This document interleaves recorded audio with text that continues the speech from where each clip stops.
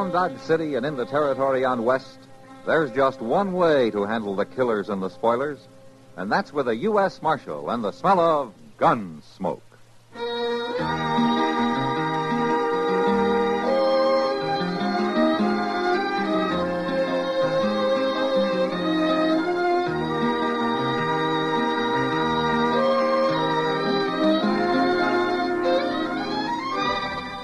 Gunsmoke, starring William Conrad.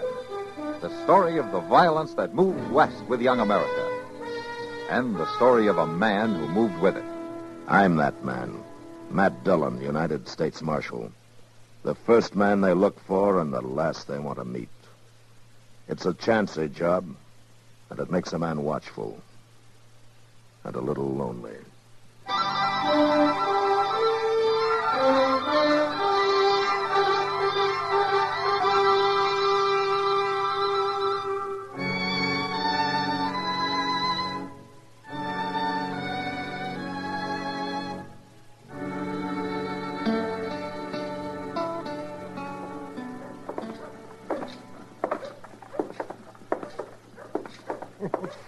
Oh, my dear liver, by golly. Dear liver. Matt, that was the best gall-darn breakfast I've had since way last spring. Yeah, it was pretty tasty. It's that, wasn't it, Doc? I could have ate 2 pounds all by myself. You did eat 2 pounds, Chester. I did? That's the best thing about winter's coming on. You start getting some decent food for a change. You get antelope and you get venison, prairie chicken, mallards. Oh, instead of that stinking salt pork every morning. You know, Doc, you're a lucky man. You only got 2 worries in life, your next meal and your next fee. Worries? Those are both pleasures, Matt. Oh, and speaking of fees, there hasn't been a killing in town for quite a spell. Why don't you stick to curing people, Doc? Because I can't live on fine promises from starving sodbusters. That coroner's fee is cash in the pocket. Oh, well, here we are. This is where I leave you, gentlemen. See you later, Doc. Yeah. What are you aiming to do, Matt? Go down to your office and prop your feet up and cheat the government for the next 12 hours? No, I'm going to ride out to the Trach place. He's been losing some stock the last few nights. You're talking about old Silas Trach? Uh-huh. He called me out there 3 years ago when his wife died, after it was too late to help her. And he talked me down to half fee. And then he didn't even pay me. Well, I'll admit he's not too easy to get along with. Hey, Doc, look. Yeah? Up there in front of your office. Wow. I got a patient already. Well, that's just a kid. He's hanging onto the door. He can't even stand up. Come on. Why, it's a young Indian boy, Matt. Yeah. Here, now take it easy, son. Here, let me give you a hand.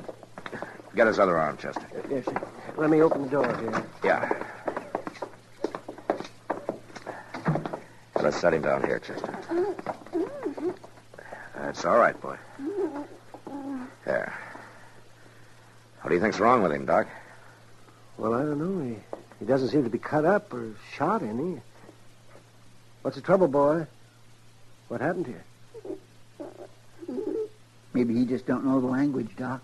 Yeah, it could be. He kind of gives the impression he knows what we say to him, though. Is that right, boy? Looks like a Kiowa from his moccasins and that head, man. About 9 years old, wouldn't you say, Doc? Yeah, 8 or 9. Let's see. His pulse is jumping like a scared rabbit. Nobody's going to hurt you, boy. Chester, go over to the Dodge House and see if there's a scout or a buffalo hunter in town, huh? Somebody who can speak Kiowa. All right, sir. It's funny. He won't even try to talk. He keeps his mouth tight shut. Yeah. Now, wait a minute, Doc. What is it, Matt? Son, open your mouth. Come on now. Open it. Good Lord, Matt. Somebody's cut his tongue out.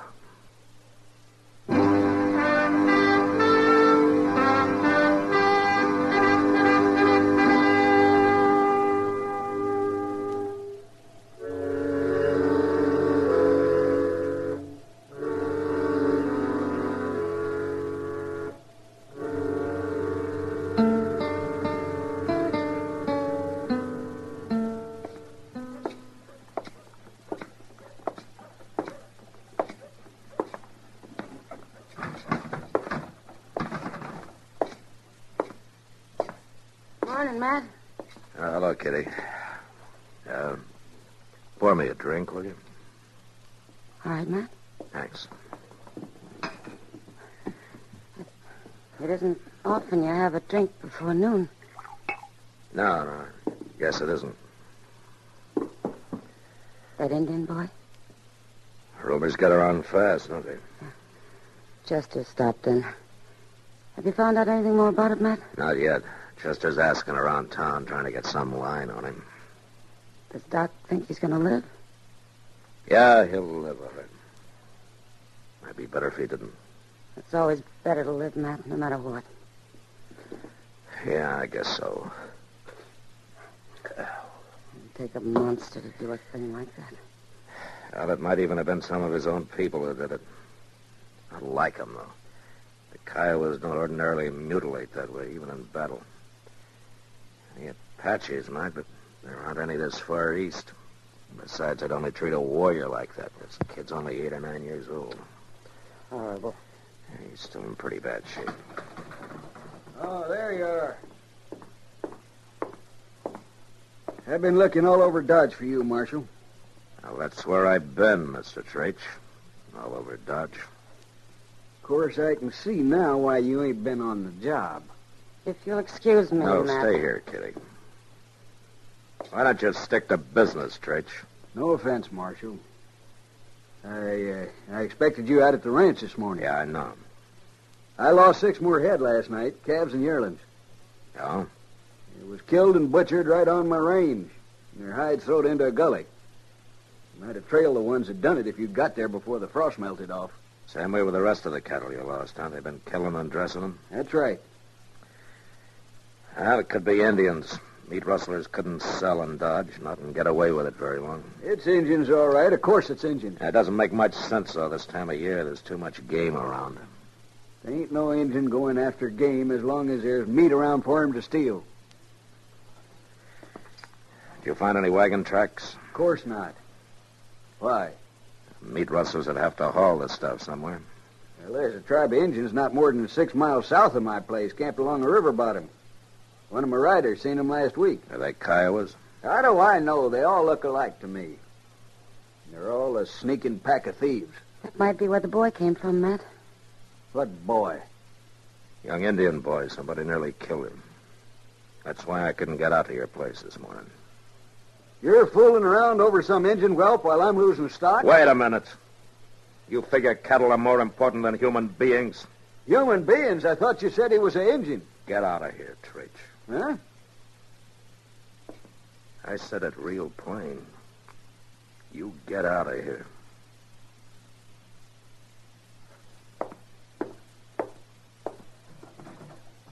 What about my cattle, Marshal? Whenever I get time off for more important jobs. It's a fine thing when the law spends its time with Injuns and dance-hall girls while an honest rancher gets robbed. It takes all kinds, Matt. I'll argue that with you sometime, Kitty. I'll see you later.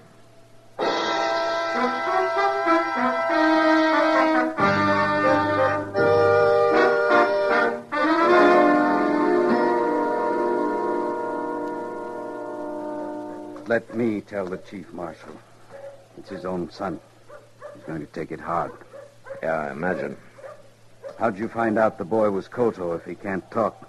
Just Smiley's been buying game for his restaurant from a Kiowa boy by that name. He came over to Doc's office and identified the kid. That's where the boy was headed this morning. He left camp here just before dawn with a dressed antelope carcass he was taking into Smiley. We've been trying to sell all the game we could to get some rifles and ammunition. Right now we have to hunt with bows and arrows. Now, what do you mean, we? I am part Kiowa, Marshal. I scout for the 7th Cavalry most of the year, and I live with the Gray Feather Clan for the winter. You're making out with just bows and arrows, huh? You getting enough meat for the tribe? Right now, this river bottom is filled with game. Later, I don't know. 2 men came down here in a wagon night before last. Had 8 or 10 carcasses of young beef they wanted to trade for horses. We laughed at them. They left mad. You know who they were? No, Marshal. But they must have rustled the meat someplace. Now, the Trach Ranch, about 5 miles north, has been losing stock. They must be the ones getting it, then. And they're hanging around here somewhere. Look, when Koto took game into Dodge, which way did he usually ride? He would head out north, cut through the Trach Ranch, then pick up the Cimarron stage trail. The two men said they'd get even with us, Marshal. Yeah? Well, looks like they did.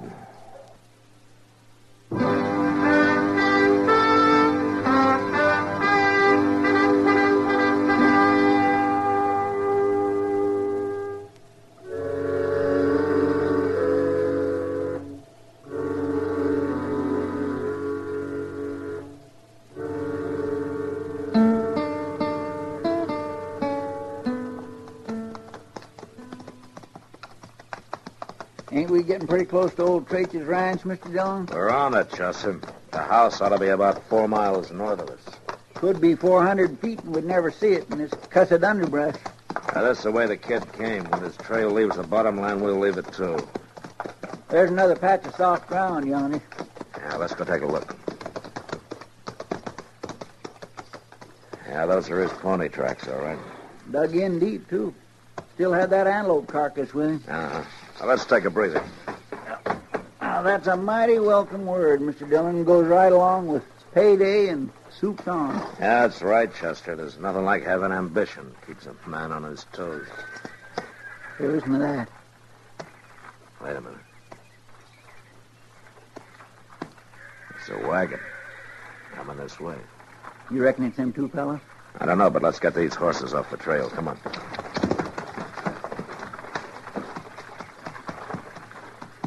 This is far enough. Get your rifle. Yes, sir. Now, let's get as close to the trail as we can. The boys could have rode onto him somewhere here in the bottoms. It kind of figures all right. Now, keep that rifle on him when I step out, huh? Yes, sir, I sure will.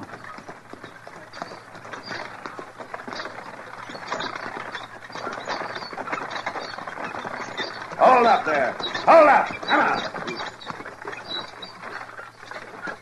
What's the trouble, mister? Get down off that wagon. Is this a holdup? Down on the ground, both of you. Come on. Now, keep your hands up. Chester, come on out. Take our guns. Yes, sir. Well, we ain't got nothing worth stealing. Stealing? But he's a U.S. Marshal. A marshal? That's right. Where you heading? Well, we was just going through. Going through from where? Oh, look, Marshal, we ain't done nothing. Well, what are you hauling back there? Just supplies is all. Mm-hmm. Keep them covered, Chester. Aye.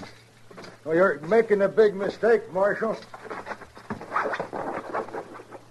It ain't the way it looks, Marshal. Can you explain a half-dozen beef carcasses in the back of your wagon, mister? We bought 'em from a ranch down south. One of them still got the hide on it, showing the Trach brand.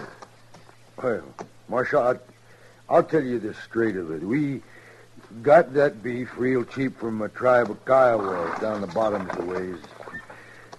I reckon they stole it, all right. Those Kiowas got nothing but bows and arrows, mister.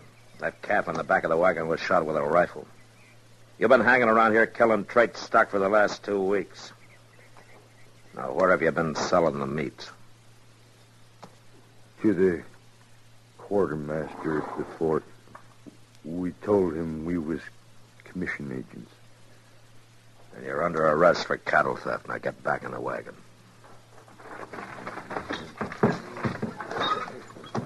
Chester will stop at the ranch house so Trach can identify that calf and sign a complaint, huh? All right, sir. And then you're going into Dodge, mister. And I'm going to tag you with the real charge I came out here on.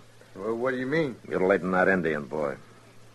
I don't know what you're talking about. We ain't even seen no Indian boy. Well, he's going to see you. And I think he'll remember you.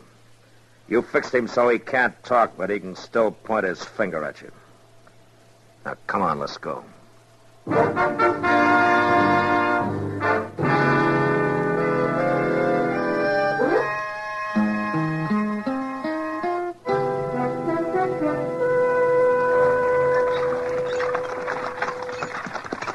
All right, you. Pull up that team.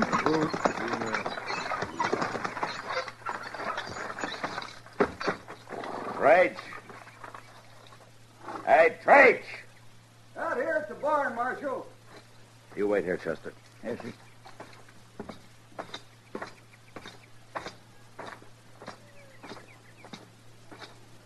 Well, so you finally did make it out here. Yeah, I made it, Trach. I got the 2 men who've been stealing your beef. You have? They've been selling it over at the fort. Chester's got them up there in their wagon. I guess I won't need this rifle then. I'm about to ride out and have a look around. What's the matter, Marshal? I, just noticed that antelope carcass hanging there in the barn. Looks like a good fat one. I shot it early this morning down in the bottoms. I was just fixing to cut it up. You shot it, huh, Trach? Sure did. With a bow and arrow? That's not a rifle wound. I don't know what you mean, Marshal. So you're the one who hurt that boy, huh? It was a mistake, Marshal. One anybody might make.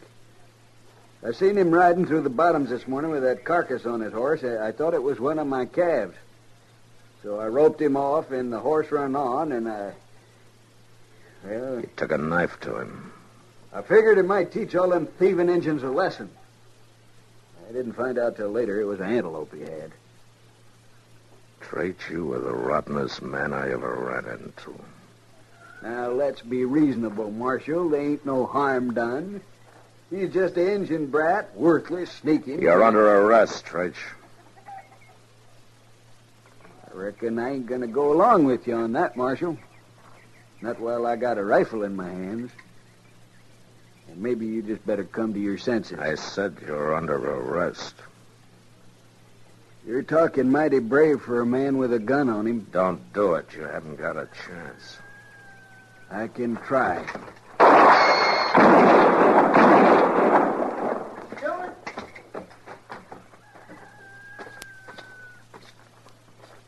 I'm glad you tried.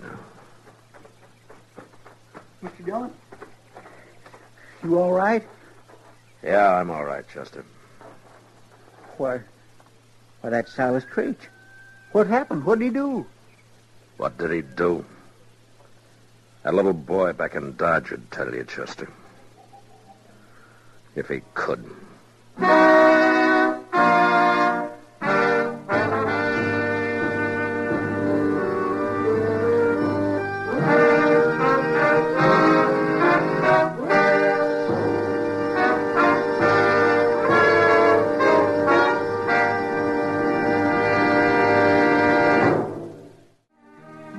Gunsmoke.